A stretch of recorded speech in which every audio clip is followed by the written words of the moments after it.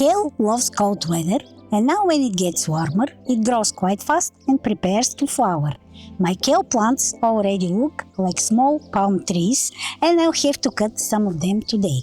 I started this kale from seeds, and I planted the seedlings in late autumn.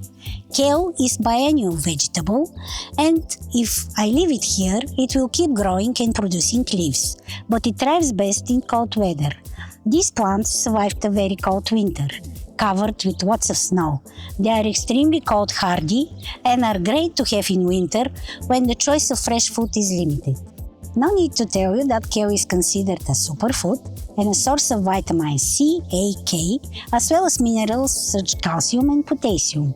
It's very low in calories and carbs, but rich in fiber and has lots of health benefits. I have 2 varieties in my garden. Curly kale, leaves are curly, with tough stems. It's best for chips, soups or stews. It has slightly bitter and peppery flavor, so it's better cooked. And Lacinato kale. This one here is called Nero di Toscana, with long, dark blue-greenish wrinkled leaves. It's sweeter and has a more delicate texture than the curly kale, so it's delicious fresh, in salads, pesto, smoothies, but can be also cooked. Kale can store well in the fridge for a few days. I will use part of my harvest in a vegetarian recipe and the rest I will freeze. It can stay frozen in your freezer for months, but for better texture and taste, it's better to blanch it for 2 minutes before freezing. If you want to preserve the color after blanching, transfer it in cold water and then put in a plastic bag. There are also other kale varieties: Russian, Siberian and ornamental kale. Unfortunately, from the pack of mixed seeds I bought, only these 2 varieties germinated. But I'll try again. This is what I do. I grow, eat and repeat. Subscribe to my channel if you also grow your food and want to exchange experience. Use the comment section to let me know what you grow and how you cook it. It takes a lot of strength to cut this plant. Except the leaves, you can eat these buds. They are very delicious. You can use them in salads. They are really fresh and peppery. Let's see if I can cut this one. It's very thick. And this is the curly variety. It's beautiful, like flower. I'll prepare a very easy and quick recipe with small part of the kale I harvested today. For this recipe, I'm also using 4 medium potatoes from my garden. I have diced them and put in cold water with a bit of salt and boiled them for 10 minutes. While the potatoes were cooking, I washed and cut a big bowl of kale. Then I added to the potatoes and cooked them together for another 5 minutes. After that, I drained the water and leave the veggies to cool. To these veggies, I'll add few more things. I have 6 raw eggs, and in this bowl here, I have 200 grams of feta cheese and 200 grams of ricotta. To this mixture, I'll add 1/3 tablespoon of cumin and 1/3 tablespoon of white pepper. I will not use salt because the veggies have been boiled in salty water, and here we have feta cheese, which is salty. Let's mix a bit more and add the eggs.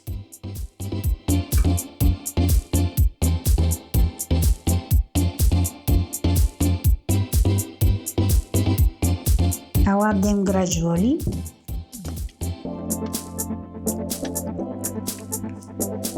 And the rest 3.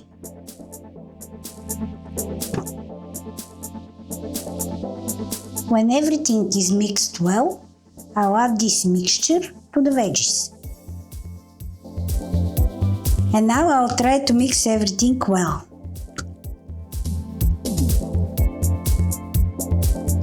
I think everything is mixed well, and now I have to transfer this mixture to this baking tray.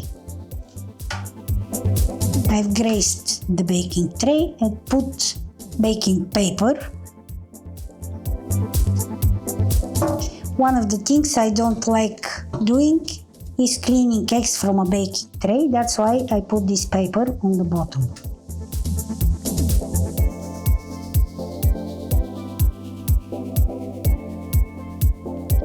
Try to smooth the surface.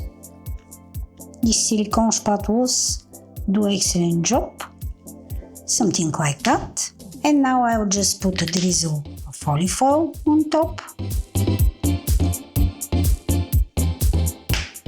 And a bit of grated yellow cheese, your choice. This is some Slovenian yellow cheese which I tried for the first time, but it smells really gorgeous and I think it will make a nice crust on top.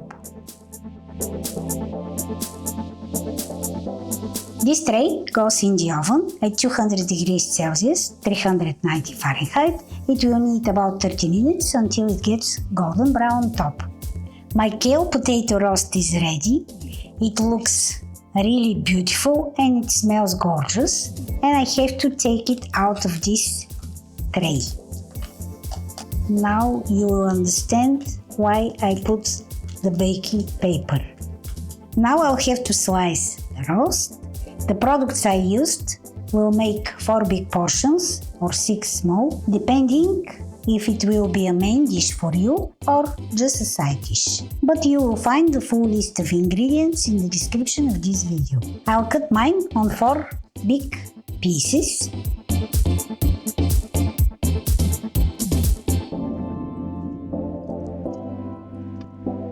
This is how it looks. It smells delicious and I'll enjoy it in a minute. This was today's recipe, just another idea how you can use the amazing kale. I spent a really wonderful day, harvested some kale, prepared an amazing dish, and I even managed to freeze some kale leaves for the time I don't have kale available in my garden. This is what I do. I grow it and repeat. I hope you like this recipe and try it at home. Please support my channel, subscribe to it, and if you like that video, use that like button.